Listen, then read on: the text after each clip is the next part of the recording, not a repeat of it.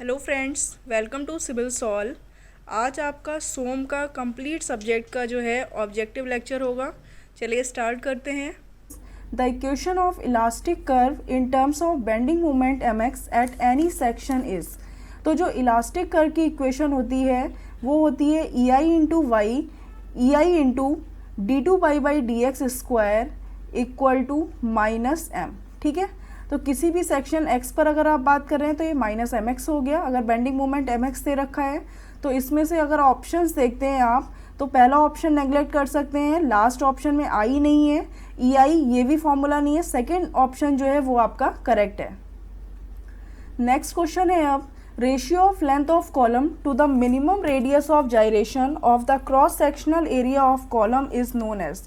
तो जब effective length या लेंथ जो होती है length to radius of gyration का जो रेशियो होता है वो आपका कहलाता है लैम्डा, जिसको आप कहते हैं स्लेंडरनेस रेशियो। तो ऑप्शन ए आपका करेक्ट है, ये होता है effective length upon least radius of gyration या minimum radius of gyration. Next question है a simply supported rectangular beam 200 mm wide. तो एक सिंपली सपोर्टेड बीम है रेक्टेंगुलर बीम, जिसके अगर क्रॉस सेक्शन की बात करें तो इसमें 200 mm विड्थ है और 300 mm डीप है, 4 मीटर लॉन्ग है ये बीम, कैरिंग अ यूडीएल। इसमें यूडीएल यूनिफॉर्मली डिस्ट्रीब्यूटेड लोड लगा है 10 किलो न्यूटन पर metre. Experiences of maximum bending stress पूछ रहे हैं, तो आपको पता है सिंपली सपोर्टेड बीम पे बेंडिंग स्ट्रेस का फॉर्मूला क्या होता है, सिग्मा इक्वल टू m/z या m equal to sigma z। तो यहाँ पे सिग्मा की वैल्यू आपको फाइंड करनी है m/z। तो सबसे पहले आपको मोमेंट फाइंड करना होगा। मोमेंट क्या होता है, सिंपली सपोर्टेड बीम पर यूडीएल अगर एक्ट कर रहा है तो जो मैक्सिमम बेंडिंग मोमेंट होता है वो सेंटर पर होता है, दैट इज WL²/8। ठीक है, तो यहाँ पुट कर दीजिए। W की वैल्यू कितनी है 10 किलो न्यूटन, लेंथ जो है वो 4 मीटर है, स्क्वायर डिवाइडेड बाई 8, और Z जो होता है वो होता है आपका BD²/6। तो B क्या है, विड्थ 200 इंटू डेप्थ है 300²/6। तो जब आप इसको सॉल्व करेंगे तो 6.67 न्यूटन पर mm² जो है आपको बेंडिंग स्ट्रेस मिल जाएगी। ऑप्शन सी जो है वो आपका करेक्ट है। नेक्स्ट क्वेश्चन आता है आपका polar moment of inertia of a hollow shaft having d and small d as outer and inner diameters is given by. तो जो पोलर मोमेंट ऑफ इनर्शिया होता है जिसको आप IP से रिप्रेजेंट करते हैं, तो ये होता है π/64 d⁴। अगर आप बात करते हैं तो एक नॉर्मल केस में होता है, लेकिन वही अगर पोलर की बात होती है तो जस्ट हाफ इसका डबल हो जाता है। तो ये होता है π/32 capital D⁴ minus small D⁴। ठीक है, तो ऑप्शन जो है वो आपका बी करेक्ट है। नेक्स्ट क्वेश्चन आता है the ratio of central deflection due to central load in the case of a beam freely supported at both ends to the beam fixed at both ends. तो इनके बीच में जो central deflection है उसका ratio आपको बताना है। तो आपको पता है कि अगर सपोज एक सिंपली सपोर्टेड बीम की जनरल अगर आप बात करते हैं तो सिंपली सपोर्टेड यानी beam freely supported at both ends. तो फ्रीली सपोर्टेड का मतलब है सिंपली सपोर्टेड है और सेंट्रल में एक लोड लग रहा है, सपोज लोड है W। तो इसमें से जो सेंट्रल डिफ्लेक्शन होता है वो आपका होता है WL³ डिवाइडेड बाई 48 EI। ठीक है, तो अगर लेंथ L है सपोज और लोड W लग रहा है तो ये होता है WL³/48 EI। चाहे आप किसी भी मेथड से, मैकॉले है, डबल इंटीग्रेशन है, या आप एरिया मोमेंट मेथड, किसी भी मेथड से इसको सॉल्व कर सकते हैं। वही अगर बात करें फिक्स्ड, यानी कि अगर बीम फिक्स्ड है और सेंट्रल पे लोड W लग रहा है तो ध्यान रखिएगा कि जो इसमें सेंट्रल डिफ्लेक्शन होता है वो 1/4 हो जाता है ऑफ सिंपली सपोर्टेड बीम के। तो 1/4 ऑफ सिंपली सपोर्टेड बीम का क्या है, WL³/48 EI। तो अगर आप इनका रेशियो लेते हैं, ये 1 हो गया, ये 2, तो आप ΔC1 डिवाइडेड बाई ΔC2 लेते हैं तो ये वैल्यू आपकी आ जाती है 4। तो ऑप्शन डी जो है वो करेक्ट हो जाएगा आपका। वही अगर आप बात करते हैं सपोज एक बीम है सिंपली सपोर्टेड बीम जिस पर यूडीएल एक्ट कर रहा है, तो इसकी वजह से जो सेंट्रल डिफ्लेक्शन होता है वो होता है 5/384 WL⁴/EI। वही अगर यही चीज़ अगर फिक्स्ड बीम कर दें आप, दोनों साइड फिक्स और यूडीएल एक्ट कर रहा है, तो इसमें जो सेंट्रल डिफ्लेक्शन होगा वो होगा just 1/5 of simply supported beam, यानी कि 5/384 WL⁴/EI। तो जो भी अगर सिंपली सपोर्टेड बीम में यूडीएल एक्ट करता है तो उसमें फिक्स्ड बीम में जो है 1/5 हो जाता है डिफ्लेक्शन, वही अगर सिंपली सपोर्टेड बीम में सेंट्रल में पॉइंट लोड एक्ट कर रहा है तो फिक्स बीम में इसकी वैल्यू 1/4 हो जाती है। नेक्स्ट क्वेश्चन आता है, तो maximum deflection in cantilever due to pure bending moment m at its end. तो इसमें आपको पता है कि सपोज ये सिंपली सपोर्टेड बीम है, सॉरी कैंटिलीवर बीम है, इस पर कोई मोमेंट एक्ट कर रहा है, तो इसका अगर सबसे पहले आप एरिया मूवमेंट मेथड से भी सॉल्व कर सकते हैं। इसका बेंडिंग मूवमेंट डायग्राम अगर ड्रॉ करेंगे तो आपका एक जस्ट रेक्टेंगल बनेगा, क्योंकि यहाँ पर मोमेंट m है, पूरी बीम पर मोमेंट m एक्ट कर रहा है, तो ये m हो गया।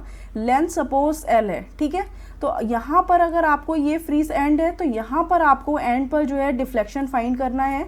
तो यहाँ पे इस एरिया का मोमेंट ले लीजिए, तो ओवरऑल डिफ्लेक्शन जो है बी पॉइंट पर कितना आ जाएगा, area ax bar upon EI, ये फॉर्मूला होता है सिंपली सपोर्टेड बीम के अकॉर्डिंग।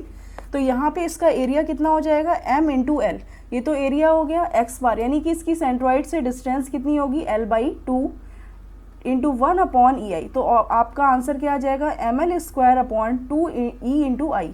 तो यहाँ पे ये I है, L नहीं है, तो नीचे I है, तो फाइनली ऑप्शन 1 जो है वो आपका करेक्ट हो जाएगा, ml² upon 2EI। Next question है, in a beam at a place where the shear force is maximum the bending moment will be.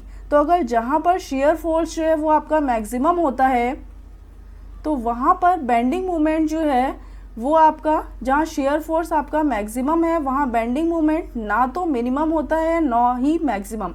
तो बेंडिंग मोमेंट वहाँ पर क्या करता है, अपना साइन को चेंज करता है, बेंडिंग मोमेंट चेंजेस साइन। तो ऑप्शन डी जो है वो आपका करेक्ट है।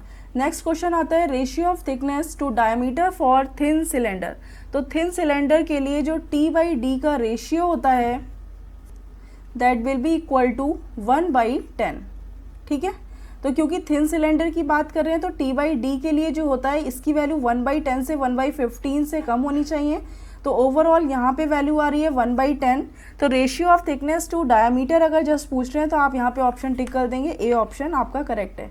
नेक्स्ट क्वेश्चन आता है, according to Euler's formula the buckling load P for a column of length L with both ends hinged and having I equal to least moment of inertia of the section to the column and E modulus of rigidity। तो अगर L जो overall दोनों ends जो हैं वो hinged हैं तो effective length क्या हो जाएगी आपकी, L के इक्वल ही होगी। अब यहाँ पे ऑयलर फॉर्मूला क्या होता है, P equal to pi square EI upon L effective square. तो यहाँ पे L इफेक्टिव की वैल्यू L ही है, तो ये हो जाएगी pi square EI upon L square. तो ऑप्शन जो है वो आपका C करेक्ट है। नेक्स्ट क्वेश्चन आता है, the value of modulus of elasticity of for mild steel is the order of. तो जो मॉडुलस ऑफ इलास्टिसिटी की वैल्यू होती है आपकी, ये होती है 2.1 इंटू 10⁵ न्यूटन पर mm स्क्वायर, ठीक है। अब इसको kg पर सेंटीमीटर स्क्वायर में कन्वर्ट करना है, तो 2.1 इंटू 10⁵ न्यूटन को kg में कन्वर्ट करने के लिए g से डिवाइड कर देते हैं, यानी 10 से डिवाइड कर दिया तो ये kg में कन्वर्ट हो गया। और mm को सेंटीमीटर में कन्वर्ट करना है, 10⁻⁻1 होता है, तो स्क्वायर है यहाँ 10⁻²। तो इसको जब सॉल्व करेंगे तो 2.1 इंटू 10⁻6 kg पर सेंटीमीटर स्क्वायर, ये जो है आपकी मॉडुलस ऑफ इलास्टिसिटी की वैल्यू है for mild steel. Next question आता है आपका, a linear force deformation relationship is obtain in materials.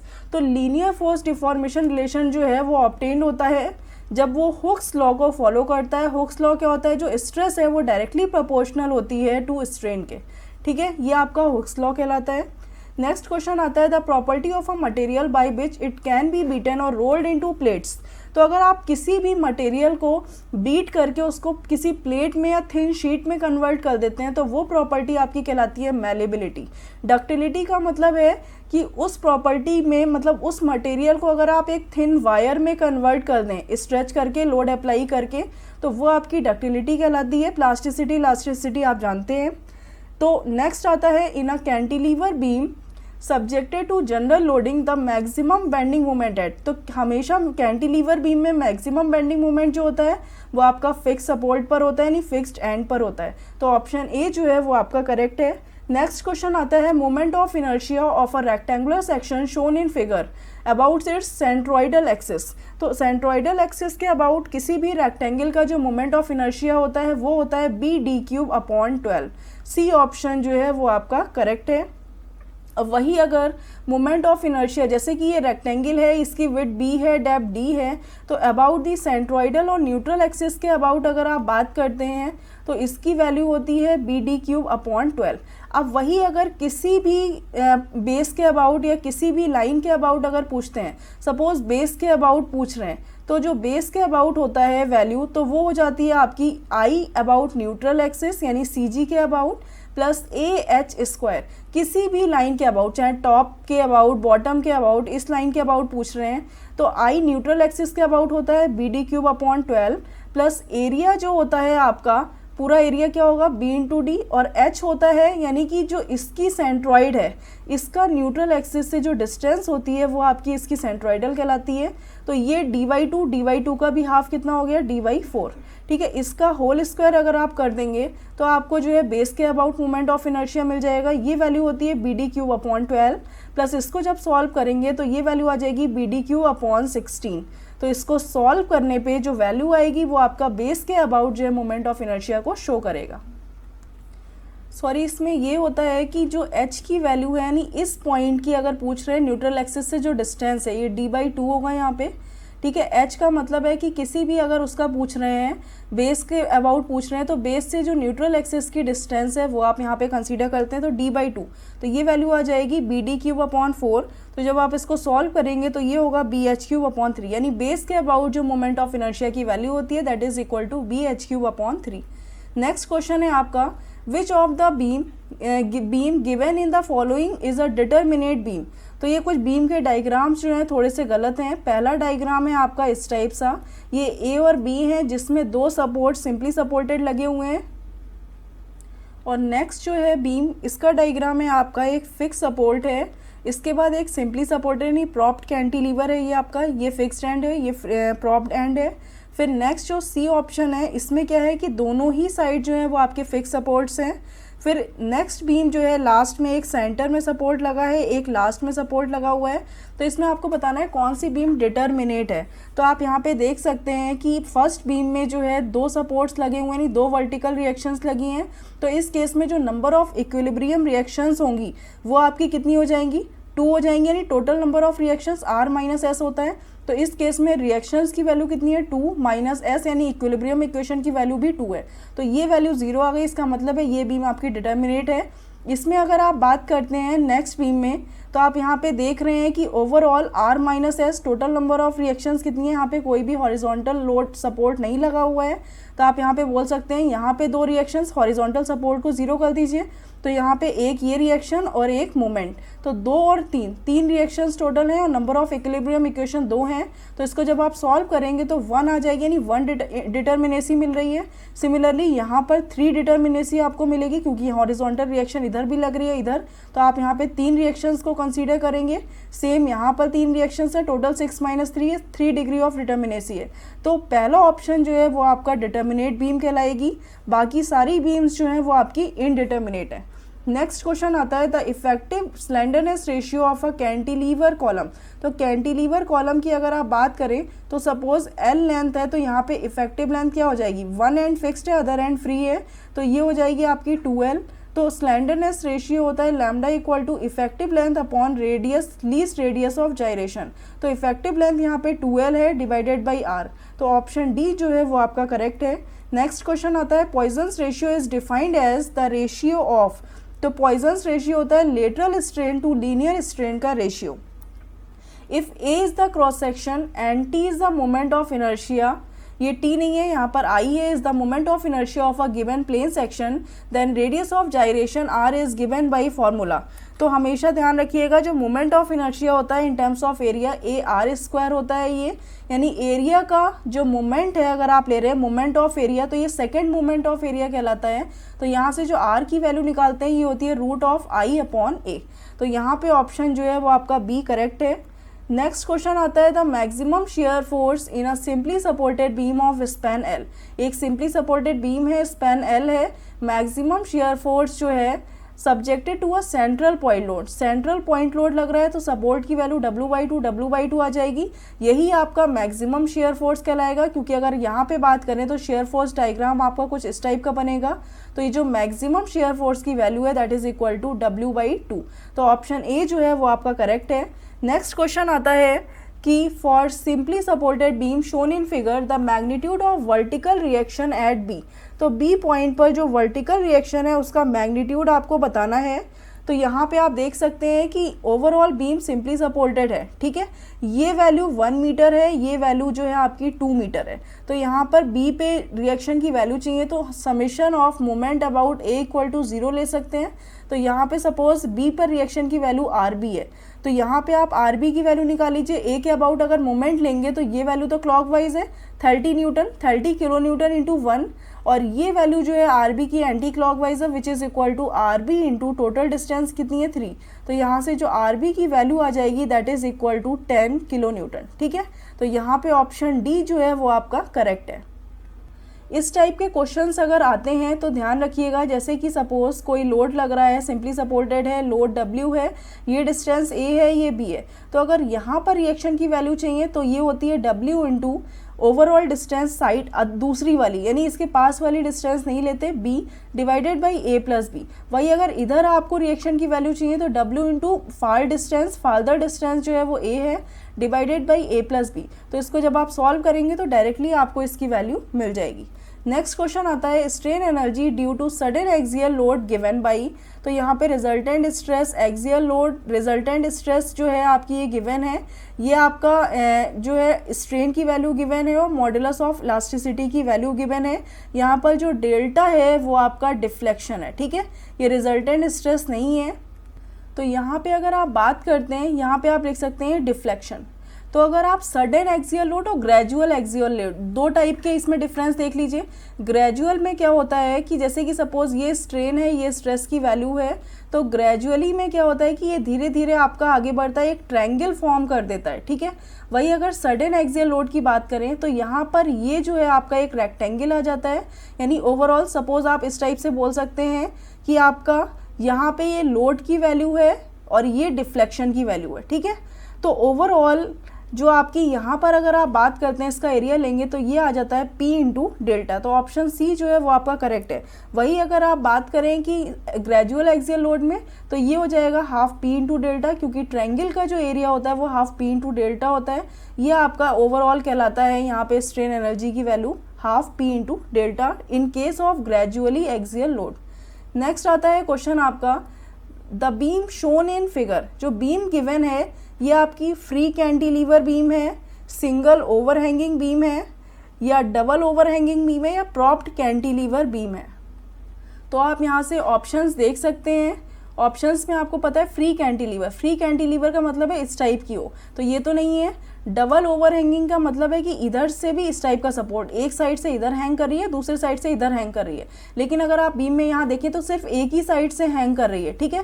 Propped cantilever का मतलब है फिक्स सपोर्ट हो गया, यहाँ पे प्रॉप्ड हो गया। तो ये आपकी एक टाइप की सिंगल ओवरहैंगिंग बीम है। नेक्स्ट क्वेश्चन आता है the slenderness ratio of a column is 0 when its length. तो आपको देखना है कि स्लेंडरनेस रेशियो होता क्या है, effective length upon least radius of gyration, ठीक है। तो इसकी वैल्यू 0 कब होगी, जब लेंथ की वैल्यू 0 होगी। तो effective length is equal to actual length, तो ये तो L ही रहेगी, ये वैल्यू 0 नहीं हो सकती। वेरी लार्ज, ये भी केस नहीं होगा। Is equal to least radius of gyration, अगर इसके R इक्वल टू R हो गया तो इसकी वैल्यू 1 हो जाएगी। Is supported on all sides through out its length, यानी कि अगर कॉलम जो है हर साइड से सपोर्टेड है तो उसकी इफेक्टिव लेंथ की वैल्यू जो है वो 0 हो जाती है। तो इस केस में लैम्डा की वैल्यू आपकी 0 होगी। तो ऑप्शन डी जो है वो आपका करेक्ट है। नेक्स्ट क्वेश्चन आता है विच of the following is a dimension less quantity. कौन सी डायमेंशन लेस क्वांटिटी है। शेयर फोर्स जिसकी वैल्यू होती है न्यूटन में, स्ट्रेस न्यूटन पर mm square, modulus of elasticity Newton पर mm स्क्वायर। स्ट्रेन एक ऐसी यूनिट है जो कि डायमेंशन लेस है। नेक्स्ट आता है आपका a 40 centimetre diameter circular timber column is 4 metre long, the slenderness ratio of a column is. तो जो स्लेंडरनेस रेशियो होता है वो effective length upon least dimensions होती है, लीस्ट लेटरल डायमेंशन भी इसको बोलते हैं, लीस्ट रेडियस ऑफ जायरेशन। तो इफेक्टिव लेंथ की अगर आप बात करें तो इफेक्टिव लेंथ 4 मीटर है। इसको सेंटीमीटर में कन्वर्ट कर लीजिए, 100 से मल्टीप्लाई कर दिया आपने।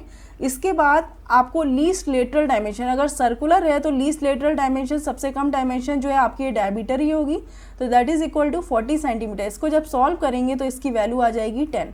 तो ऑप्शन बी जो है वो आपका करेक्ट है। नेक्स्ट क्वेश्चन आता है, for the cantilever beam shown in figure the value of share force eight fixed and. तो आपकी बीम जो है वो कुछ इस टाइप से डायग्राम है इसका, कि जैसे कि ये एक बीम है, यहाँ पे ये कैंटिलीवर बीम है, ये फिक्स सपोर्ट है बी, ये पॉइंट है फ्री एंड जो है ए, इस पर एक 25 किलो न्यूटन का कॉन्सेंट्रेट लोड एक्ट कर रहा है, और यहाँ पे ये पॉइंट है सी, जिस पर यहाँ से सी से बी तक यूडीएल एक्ट कर रहा है, जिसकी वैल्यू है 30 किलो न्यूटन पर मीटर।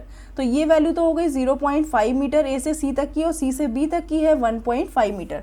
तो आपको ये बताना है शेयर फोर्स जो है वो फिक्स्ड एंड पर कितना होगा। तो फिक्स्ड एंड तक टोटल लोड बता सकते हैं आप, तो ये तो है डाउनवर्ड लोड यानी कि 25 किलो न्यूटन, फिर प्लस ये डाउनवर्ड लोड है कितना 30 इंटू 1.5, ये आपका टोटल लोड एक्ट कर रहा है। तो अगर आप इसको सॉल्व करेंगे तो ये वैल्यू आ जाएगी 45 प्लस 25, तो आपकी आ गई 70 किलो न्यूटन। ठीक है, तो ऑप्शन बी जो है वो आपका करेक्ट है। फिक्स सपोर्ट पर जो शेयर फोर्स की वैल्यू यानी जितने भी लोड एक्ट कर रहे हैं उनका आप समेशन कर दीजिए, तो टोटल 70 किलो न्यूटन आ रहा है, तो ऑप्शन बी जो है वो आपका करेक्ट है।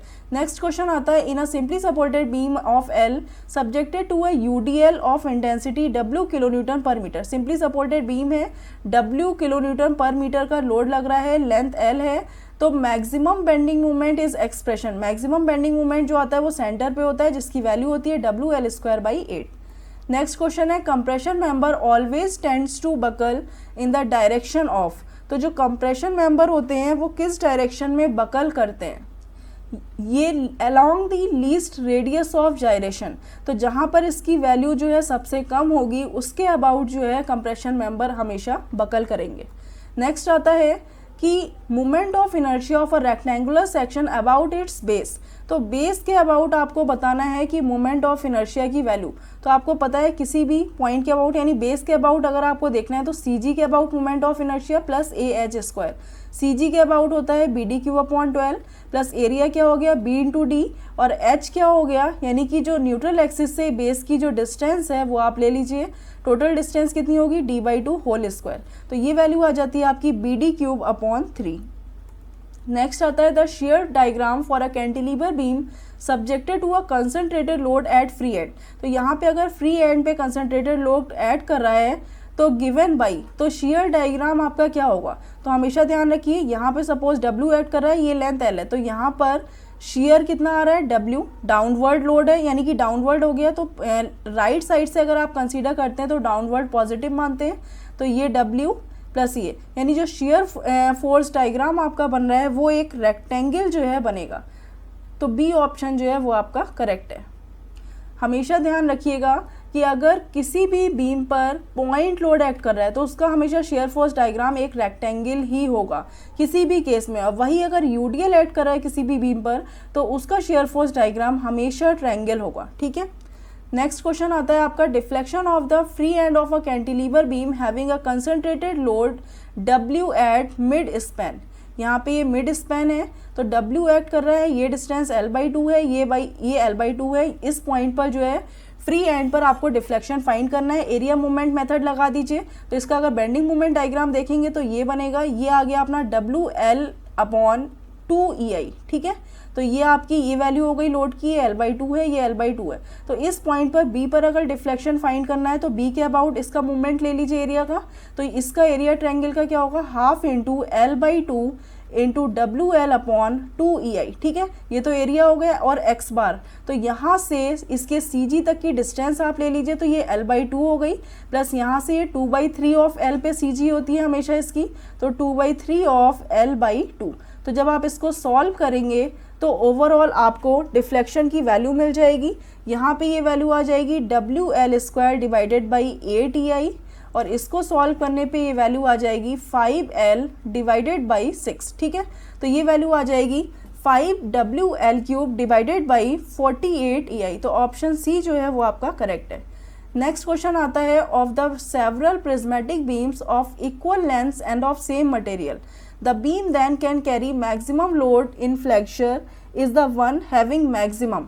तो मैक्सिमम लोड जो है वो फ्लेक्चर में कैरी करेगा कब, जब किसकी वैल्यू जो है वो मैक्सिमम होगी।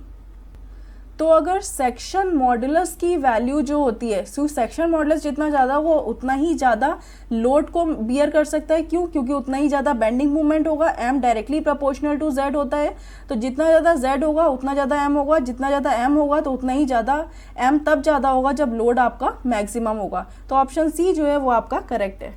नेक्स्ट क्वेश्चन आता है, the maximum deflection of a simply supported beam of effective length L subjected to a concentrated load W। तो अगर सेंटर पे सिंपली सपोर्टेड बीम है, इस पर सेंट्रल पे W लोड एक्ट कर रहा है, तो इसका अगर आप बेंडिंग मोमेंट डायग्राम देखें तो ये आएगा, यहाँ पे ये वैल्यू WL/4 होती है। तो अगर आप सेंटर पे डिफ्लेक्शन निकालते हैं तो किसी भी एक सपोर्ट के अबाउट डिफ्लेक्शन निकाल लीजिए हाफ एरिया का।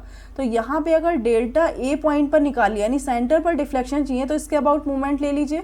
तो ये वैल्यू आ जाएगी हाफ WL/4 इंटू L/2, और इसकी जो CG से डिस्टेंस होगी वो 2/3 ऑफ L/2 होगी। तो इसको जब आप सॉल्व करेंगे तो ये वैल्यू आपकी आ जाएगी WL3/4 इंटू 2 इंटू 3 इंटू 2, तो ये आ जाएगी 48 EI। तो WL3/48 EI जो है वो आपका सी ऑप्शन करेक्ट है।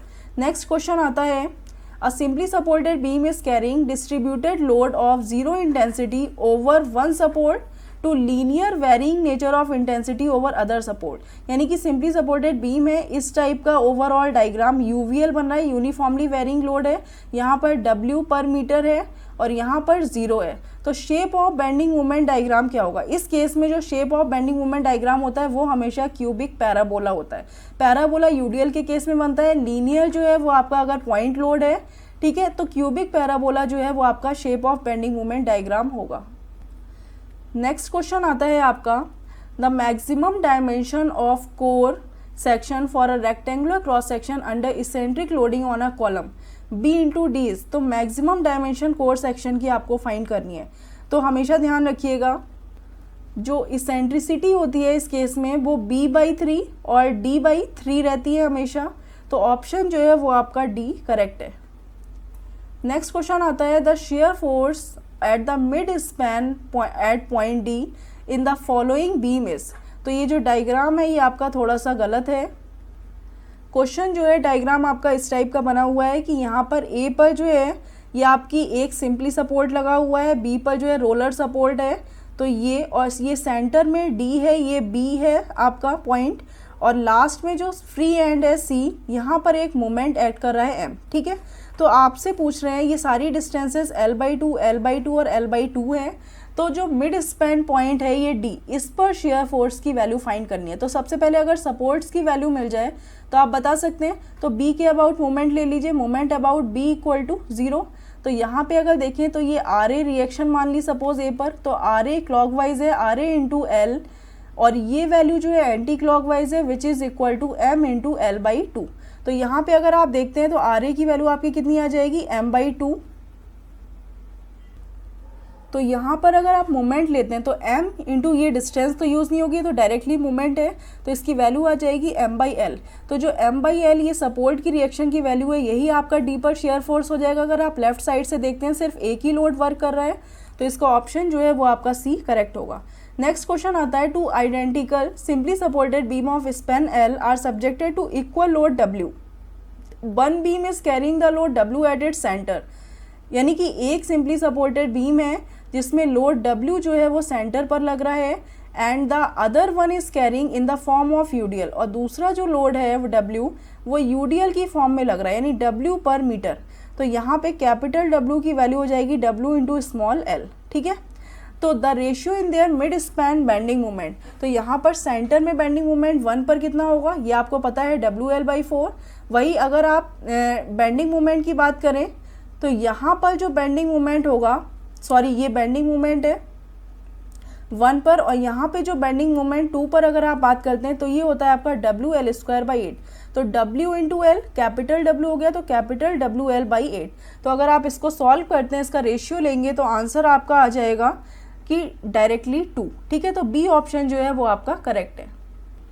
नेक्स्ट क्वेश्चन आपका है a structure which offers negligible और zero resistance on bending at any point.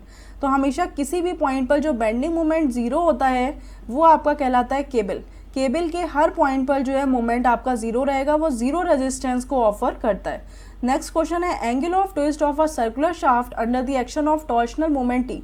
तो टी की वैल्यू अगर आप टॉर्शनल फॉर्मूला देखें तो क्या होगा, T by J equal to G theta by L. ठीक है, तो ये वैल्यू आपकी आती है। तो यहाँ से अगर आप थीटा की वैल्यू निकालें तो क्या आ जाएगी, टी एल अपॉन जी जे। तो ऑप्शन जो है वो आपका बी करेक्ट होगा। और अगर आप इसका पूरा फॉर्मूला देखते हैं तो T by J equal to G theta by R, L equal to tau by R. तो अदरवाइज इन दोनों फॉर्मूले से आपको मतलब है तो जस्ट यहाँ से थीटा की वैल्यू आप फाइंड कर सकते हैं। नेक्स्ट क्वेश्चन आता है the equivalent stiffness of two springs S1 and S2 joined in series. अगर दो स्प्रिंग्स जो है वो सीरीज में ज्वाइन है जिनकी स्टिफनेस S1 S2 है, तो यहाँ कंबाइंड S की वैल्यू क्या होगी। तो इसमें क्या होता है कि सपोज कोई स्प्रिंग है जो कि ये स्प्रिंग है आपकी जिसकी स्टिफनेस S1 है और ये आपकी स्प्रिंग दूसरी जो है वो सीरीज में ही कनेक्टेड है, यानी एक के बाद एक कनेक्टेड है, तो इस जिसकी स्टिफनेस है S2। तो यहाँ पर सपोज एक लोड एक्ट कर रहा है कैपिटल P। तो अगर आप बात करते हैं यहाँ पर सपोज यहाँ पर डिफ्लेक्शन फर्स्ट में डेल्टा 1 है, सेकंड में डिफ्लेक्शन डेल्टा 2 है। स्टिफनेस क्या होता है, स्टिफनेस होता है लोड पर यूनिट डिफ्लेक्शन। ठीक है, तो यहाँ पे स्टिफनेस की वैल्यू गिवन है। तो अगर आप यहाँ पे बात करें सपोज इस पे लोड P1 एक्ट कर रहा है, इस पे लोड P2, तो ओवरऑल अगर आप देखते हैं तो कंबाइंड टोटल लोड P है जो कि किसके इक्वल है, P1 equal to P2 equal to P। क्योंकि जितना डिफ्लेक्शन ओवरऑल लोड इसमें आएगा, इसमें डिफ्लेक्शन अलग अलग होगा दोनों स्प्रिंग्स में। तो जब डिफ्लेक्शन अलग होगा इसका मतलब है लोड जो है वो आपका कॉमन है। तो जो टोटल डिफ्लेक्शन होगा डेल्टा 1 प्लस डेल्टा 2 वो आपका टोटल डिफ्लेक्शन आ जाएगा। तो डेल्टा 1 इक्वल टू क्या होता है, यहाँ पे देख सकते हैं P अपॉन S, यानी कि P1 अपॉन S1। तो आप डायरेक्टली लिख सकते हैं P अपॉन S1 क्योंकि सारे लोड्स इक्वल है, plus P upon S2 which is equal to P upon total combined जो स्टिफनेस है S। तो जब आप इसको सॉल्व करेंगे तो S की वैल्यू क्या आ जाएगी आपकी, S इक्वल टू आ जाएगा S1 S2 divided by S1 plus S2। तो ये आपकी ओवरऑल स्टिफनेस की वैल्यू होती है जब ये सीरीज में जो है कनेक्ट होते हैं। तो ऑप्शन जो है आपका ए करेक्ट है। वही अगर आप देख लें कि ये पैरेलल कनेक्शन है तो क्या बनेगा, सपोज ये स्प्रिंग है, ये आपकी फिक्स्ड है, यहाँ पे एक स्प्रिंग है और यहाँ पे एक, ये आपस में पैरेलली कनेक्टेड है और टोटल यहाँ पर जो लोड लग रहा है वो सपोज P लोड लग रहा है। तो यहाँ पे स्प्रिंग की स्टिफनेस S1 है, इसकी S2 है, यहाँ पर डिफ्लेक्शन डेल्टा 1 है, यहाँ पर डेल्टा 2। तो अगर आप ये देखिए यहाँ पर लोड लगाएंगे तो ओवरऑल डिफ्लेक्शन दोनों स्प्रिंग्स में सेम होगा। तो डिफ्लेक्शन जो है वो आपका इक्वल है, बट लोड जो है वो आपके अलग अलग हो जाएंगे। तो कंबाइंड लोड इक्वल टू हो जाएगा P। तो P इक्वल टू यहाँ से आप निकाल सकते हैं, देख सकते हैं S1 इंटू डेल्टा। तो ये आ गया S1 into delta plus S2 into delta equal to S into delta. तो यहाँ से S की वैल्यू आ जाती है आपकी डायरेक्टली S1 प्लस S2। तो अगर आपका पैरेलल कनेक्शन है स्प्रिंग का तो आपकी वैल्यू हमेशा सम होती चली जाएगी। वही सीरीज कनेक्शन है तो हमेशा ध्यान रखिएगा इस टाइप का फॉर्मूला जो है वो ड्राइव होके आएगा। नेक्स्ट क्वेश्चन आता है आपका buckling load for an axially loaded column with both ends fixed. जब बोथ एंड फिक्स्ड होते हैं तो हमेशा ध्यान रखिएगा जो इफेक्टिव लेंथ की वैल्यू है वो हाफ हो जाती है L/2। तो इस केस में जो बकलिंग लोड का फॉर्मूला है that is equal to pi square EI upon L square, यानी L effective by L/2 whole square. तो इसको जब सॉल्व करेंगे तो 4 pi square EI upon L square. तो ये ऑप्शन जो है आपका C ऑप्शन वो करेक्ट होगा। नेक्स्ट क्वेश्चन आता है Poisson's ratio is defined as. Poisson's ratio क्या होता है, lateral strain to linear strain का रेशियो आपका कहलाता है। तो यहाँ पे अगर आप देखते हैं तो लेटरल स्ट्रेन क्या होगी, यानी transverse strain to axial strain. तो ऑप्शन सी जो है वो आपका करेक्ट है। नेक्स्ट क्वेश्चन आता है in a thin cylinder shell the ratio of longitudinal stress to hoop stress. तो थिन शेल में या थिन सिलेंडर में क्या होता है, लॉन्गिट्यूडनल स्ट्रेस यानी सिग्मा एल की वैल्यू जो होती है that is equal to PD upon 4T और हुप स्ट्रेस की वैल्यू होती है PD अपॉन 2T। तो अगर आप इनका रेशियो लेते हैं तो इसकी वैल्यू आपकी आ जाएगी 0.5। ठीक है, तो ऑप्शन ए जो है वो आपका करेक्ट है। नेक्स्ट क्वेश्चन आता है the moment required to rotate the near end of a prismatic beam through unit angle without translation the far end being fixed is. तो इस टाइप के अगर क्वेश्चंस आते हैं तो ध्यान रखिएगा अगर फार एंड जो है वो फिक्स्ड है तो जो मोमेंट रिक्वायर्ड होता है to rotate the near end of prismatic beam, यानी कि नियर एंड को रोटेट करने के लिए जो मोमेंट रिक्वायर्ड होगा उसकी वैल्यू होगी 4EI अपॉन L। वही अगर फार एंड हिंज्ड है तो इसकी वैल्यू होती है 3EI अपॉन L। तो ये ध्यान रखिएगा विदाउट ट्रांसलेशन का मतलब है कि वहाँ पे जो फार एंड है बीइंग फिक्स्ड, तो इसकी वैल्यू है ऑप्शन डी जो है वो आपका करेक्ट है, 4EI/L। नेक्स्ट क्वेश्चन आता है, a retaining wall of trapezoidal section having base width B retains earth at back for no tension to be develop. तो इस केस में जो है the resultant force will intersect base from centre line of the base within a distance. तो हमेशा eccentricity जो है इस केस में रहती है B/6, तो ऑप्शन बी जो है वो आपका करेक्ट रहेगा। Hooke's law is valid up to, Hooke's law जो वैलिड होता है that will be up to limit of proportionality, limit of proportionality तक जो है हुक्स लॉ जो है वो वैलिड रहता है। नेक्स्ट है the ability of a material to absorb energy till the elastic limit. तो जो इलास्टिक लिमिट तक मटेरियल एब्जॉर्ब करने की, जो एनर्जी एब्जॉर्ब करने की जो एबिलिटी है वो आपकी कहलाती है रेजिलेंस, ठीक है। Out of the following which is least elastic, कौन सा जो है इसमें सबसे कम इलास्टिक है?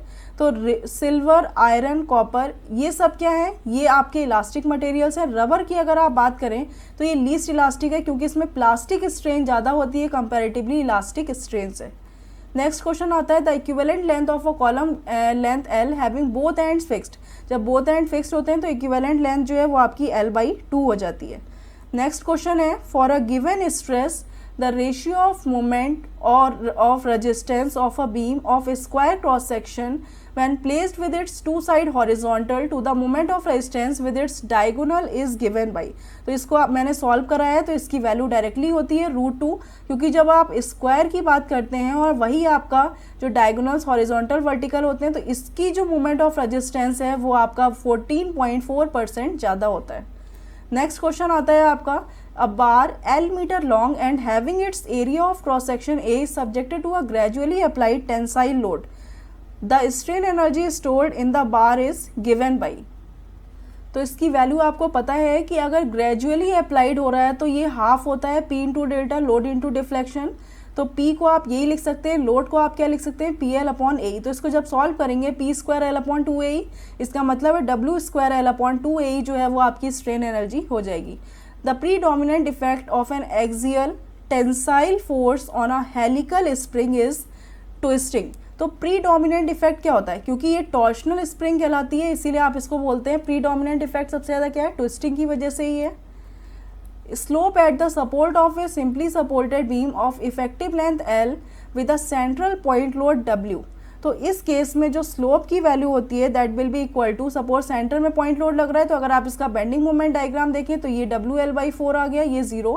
तो इस ट्रायंगल का जो एरिया होता है वही आपका यहाँ पर स्लोप होता है। ट्रायंगल का एरिया निकाल लीजिए, half into L/2 into WL/4, तो ये आ जाता है आपका WL² डिवाइडेड बाई 16EI, ठीक है। तो ऑप्शन ए जो है वो आपका करेक्ट है। Next question, two beams, one of circular cross section and other of square cross section having equal areas of cross section if subjected to bending then both sections are equally economical, both sections are equally stiff, circular cross section is more economical, square cross section is more economical। ये आपको इसमें check करना है। तो आपको पता है कि अगर आप स्क्वायर की बात कर रहे हैं तो स्क्वायर का z जो है ज़्यादा होता है कंपैरेटिवली सर्कुलर के z से। तो इस जब area of cross section same है तो आप ये देखेंगे कि जो बेंडिंग ज़्यादा होगी, यानी z जिसका ज़्यादा होगा उतनी ज़्यादा बेंडिंग होगी, तो स्क्वायर सेक्शन आपका ज़्यादा इकोनॉमिकल पड़ेगा क्योंकि ये ज़्यादा लोड को बियर कर सकता है। नेक्स्ट क्वेश्चन है आपका, the point of contraflexure is a point where. तो पॉइंट ऑफ कॉन्ट्राफ्लेक्चर क्या होता है? जहाँ पर बेंडिंग मोमेंट जो है वो साइन को चेंज करता है, जहाँ बेंडिंग मोमेंट साइन चेंज करेगा वो आपका कहलाता है point of contraflexure. A rectangular log of a would is floating in water with a load of 100 Newton at its center, the maximum shear force in the wooden log is। तो इसमें क्या है कि एक रेक्टेंगुलर ब्लॉक है तो इसमें total load कितना लग रहा है? 100 न्यूटन इसका जो लोड है। तो जो शेयर फोर्स होगा वो W/2 हो जाता है, नहीं लोड का हाफ जो कि सेंटर पर एक्ट करेगा। तो अगर यहाँ पे आप देखें तो इसकी वैल्यू आ जाएगी 50 Newton eight its centre. Point out the correct matching, आपको ये देखनी है कि कौन सा जो है सबसे सही है ऑप्शन। तो cantilever beam under WL³ divided by 40EI, point load at tip. तो यहाँ पे आपको ये देखना है कि ये वैल्यू जो है किसकी है, लोड की। तो आपको पता है कि अगर कैंटिलीवर बीम है और पॉइंट लोड टिप पर एक्ट कर रहा है तो इसमें जो डिफ्लेक्शन की वैल्यू होती है फ्री एंड पर, उसकी वैल्यू होती है WL³ अपॉन 3EI। तो ऑप्शन ये तो गलत हो गया, यहाँ पे WL³/40 EI दे रहे हैं। कैंटिलीवर बीम भी UDL, अगर UDL ऐड कर रहा है तो इसकी वैल्यू होती है WL²/4/8 EI, जो कि आप एरिया मूवमेंट मेथड से फाइंड कर सकते हैं। ये ऑप्शन आपका करेक्ट है। Simply supported beam width centre point load, तो इसकी वैल्यू होती है WL³/48 EI, तो ये भी आपकी वैल्यू गलत है। और अगर UDL ऐड करता है सिंपली सपोर्टेड बीम में तो उसकी वैल्यू होती है 5/384, ना कि 3/384, तो ये वैल्यू भी आपकी गलत है। ऑप्शन बी जो है वो आपका करेक्ट है। नेक्स्ट क्वेश्चन आता है, in a beam at a section carrying a shear force F, the shear stress is maximum at. तो जो बीम है जिसपे आपका शेयर फोर्स जो है F वर्क कर रहा है, तो उसमें शेयर स्ट्रेस मैक्सिमम कहाँ पर होगी? तो आपने शेयर स्ट्रेस डिस्ट्रीब्यूशन पढ़ा है, तो जो शेयर स्ट्रेस होती है वो हमेशा न्यूट्रल एक्सिस पे मैक्सिमम होती है, ठीक है, तो maximum at neutral surface. Next question आता है, the shear force at the point of contraflexure in the following beam. तो पॉइंट ऑफ कॉन्ट्राफ्लेक्चर पे शेयर फोर्स की वैल्यू जो है आपको फाइंड करनी है। तो आप जस्ट यहाँ पर जो है M मोमेंट एक्ट कर रहा है, आपको पता है सपोज यहाँ पर आपने रिएक्शन की वैल्यू RA मान ली और यहाँ पर RB, तो B के अबाउट अगर आप मोमेंट लेते हैं, summation of moment about B = 0, तो ये क्या आ जाएगी, RA इंटू टोटल लेंथ क्या है L, which is equal to M। तो यहाँ पे RA की वैल्यू आ जाएगी M/L। तो शेयर फोर्स इस पॉइंट पर कितना होगा, जो सपोर्ट रिएक्शन की वैल्यू होगी, that is equal to M/L। B option जो है वो आपका करेक्ट है। Strain energy per unit volume of a solid circular shaft phi under axial tension. तो अगर आप एक्सियल टेंशन की बात करते हैं तो सिमिलर ट्रायंगल बन जाता है, जहाँ पे ये स्ट्रेन होती है, स्ट्रेस, तो इसका एरिया अगर आप निकालेंगे, स्ट्रेन एनर्जी होती है ½ सिग्मा इंटू एप्साइलन। तो स्ट्रेन एनर्जी जो है अगर आप इसको सॉल्व करते हैं तो सिग्मा, तो एप्साइलन यानी स्ट्रेन को क्या लिख सकते हैं, stress divided by modulus of elasticity, तो ये आ जाता है ½ σ²/E, यानी σ²/2E जो है strain energy per unit volume है। नेक्स्ट क्वेश्चन आपका आता है, for a cantilever beam of length L carrying a triangular load of intensity W at the support end 0 at free end, तो the slope of the free end is given by. तो जो slope होता है, suppose triangular load carry कर रहा है, W यहाँ पर है at support end 0 at free end, ठीक है, तो ये आपका ट्रायंगुलर लोड आ रहा है W, तो स्लोप आपको फ्री एंड पे फाइंड करना है, तो इसकी वैल्यू होती है WL³/24 EI। The allowable stress in a long column can be increased by increasing.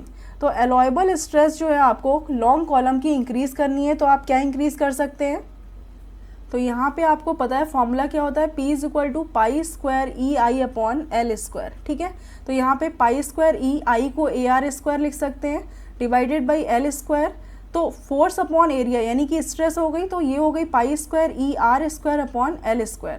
तो यहाँ पे अगर आप लेंथ को इंक्रीज करेंगे तो इसकी वैल्यू कम हो जाएगी, तो ये तो गलत हो गया। स्लेंडरनेस रेशियो को भी आप इंक्रीज नहीं कर सकते। R जो है रेडियस ऑफ जायरेशन को अगर आप इंक्रीज करते हैं तो डायरेक्टली जो है आपकी अलोएबल स्ट्रेस की वैल्यू इंक्रीज हो जाएगी। नेक्स्ट क्वेश्चन आता है, a pin jointed plane structure to be statically determinate, तो नेसेसरी कंडीशंस क्या होगी, तो आपको पता है M - 2J - R = 0 अगर ये तो स्टैटिकली डिटर्मिनेट है, यानी कि ये कंडीशन आपकी आ रही है यहाँ पर M + R = 2J, तो ये कंडीशन अगर मिलती है तो इसका मतलब है बीम जो है वो आपकी स्टैटिकली स्ट्रक्चर डिटर्मिनेट है। The simplest geometric form of a truss is, तो अगर आप सिंपलेस्ट फॉर्म देखते हैं तो हमेशा ट्रायंगल होती है, ये आपकी सिंपलेस्ट फॉर्म कहलाती है। नेक्स्ट क्वेश्चन आता है, for a beam carrying a uniformly distributed load strain energy will be maximum in the case of a beam, यानी कि किस भी मतलब इन the case the beam is, तो अगर बीम जो है वो कौन सी होगी तब उस केस में स्ट्रेन एनर्जी मैक्सिमम होगी, ठीक है। तो अगर आप कैंटिलीवर बीम की बात करें तो कैंटिलीवर बीम में स्ट्रेन एनर्जी आपको मैक्सिमम मिलती है। इसको आप जो है सॉल्व करके ही बता सकते हैं। प्रॉप्ड कैंटिलीवर एक केस ले लिया, इसके बाद फिक्स्ड एट बोथ एंड्स का केस ले लिया, यूनिफॉर्मली डिस्ट्रीब्यूटेड लोड आपने अप्लाई कर दिया, कैंटिलीवर बीम ले ली, तो जब आप लोड अप्लाई करेंगे फिर सिंपली सपोर्टेड बीम एक कंसीडर करी, तो इन सबकी अलग अलग स्ट्रेन एनर्जी जब आप निकालेंगे तब आपको पता चलेगा कि कैंटिलीवर बीम की स्ट्रेन एनर्जी जो है वो मैक्सिमम होती है, क्योंकि स्ट्रेन एनर्जी का जो फॉर्मूला होता है वो होता है m²L/2EI, ठीक है, m²L/2EI। तो किसी भी केस में जो है आप यहाँ पे स्ट्रेन एनर्जी की वैल्यू फाइंड कर सकते हैं। नेक्स्ट क्वेश्चन है, the beam shown below is indeterminate of, तो यहाँ पे आप देख सकते हैं टोटल नंबर ऑफ रिएक्शंस कितनी है, 3 यहाँ पे है, यहाँ 1 1, तो ओवरऑल टोटल 5 हो गई, 5 माइनस 3 इक्विवेलेंट, तो ये आपकी आ जाएगी 2। तो ये 2 डिग्री से जो है वो आपका स्ट्रक्चर इनडिटर्मिनेट है। नेक्स्ट क्वेश्चन है the angle of twist of a closed helical spring under an axial torque. तो इसकी वैल्यू आपने प्रूव करी हुई है 64 P R cube N upon G D to the power 4। तो ये ऑप्शन जो है वो आपका करेक्ट है। नेक्स्ट आता है the bending stress on a prismatic beam is given by. तो जो बेंडिंग स्ट्रेस है प्रिज्मेटिक बीम पे वो होती है आपकी sigma equal to M by Z. तो z इक्वल टू होता है आई वाई वाई, तो m into Y upon I, तो ये आपकी हो जाएगी bending stress on a prismatic beam. Next question is thin cylindrical shell of diameter d and thickness t subjected to internal pressure p, Poisson's ratio mu है, circumferential और hoop strain की वैल्यू बतानी है। तो आपको पता है हुप स्ट्रेन इक्वल टू क्या होता है कि sigma H upon E minus mu times of sigma L upon E, और सिग्मा एच हुप स्ट्रेन की वैल्यू होती है P D upon 2t into E minus mu into ये होती है पी डी अपॉन 4t। तो इसको जब आप सॉल्व करेंगे तो वैल्यू आपकी आ जाएगी P D upon 4t 2 minus mu. Next question है in above case the longitudinal strain, उसी केस में लॉन्गिट्यूडनल स्ट्रेन की जो वैल्यू होती है वो हो जाती है epsilon L equal to sigma L upon E minus mu times of sigma H upon E. तो यहाँ पे जब वैल्यू पुट करेंगे ये आ जाएगी P D upon 4t minus mu times of P D upon 2t into E. तो यहाँ पे ये वैल्यू आ जाती है P D upon 4t E 1 minus 2 mu. इसको जब सॉल्व करेंगे तो ये आपका सेकेंड ऑप्शन जो है वो आपका करेक्ट होगा। नेक्स्ट क्वेश्चन आता है ratio of lateral strain to linear strain within elastic limit is known as. तो ये आपका कहलाता है पॉइजन्स रेशियो। नेक्स्ट क्वेश्चन है volumetric strain in case of cylindrical shell of diameter d and thickness t subjected to internal pressure p having coefficient of elasticity and Poisson's ratio mu is equal to. तो इस case में जो volumetric strain होती है आपको पता है v equal two cylinder का क्या होगा pi by 4 into D square. तो ये आपका जो है ओवरऑल इंटू एल, ठीक है, ये आपका वॉल्यूम हो गया। तो अगर यहाँ से डेल्टा v की वैल्यू निकालते हैं तो क्या आ जाएगा pi by 4 2d delta d plus D square into delta L, ठीक है। तो अगर आप इसको डेल्टा वी अपॉन वी की वैल्यू फाइंड करते हैं तो यहाँ पे आ जाएगा 2 times of delta D upon D plus delta L upon L. ये आपकी होती है hoop strain epsilon H plus ये होती है एप्साइलन एल। अगर इन दोनों की वैल्यू पुट करते हैं एप्साइलन एच और एप्साइलन एल की तो ये वैल्यू आपकी आ जाती है P D upon 4t E into 5 minus 4 mu. तो इस टाइप के क्वेश्चंस जो हैं वो आपके एग्जाम्स में पूछ लिए जाते हैं।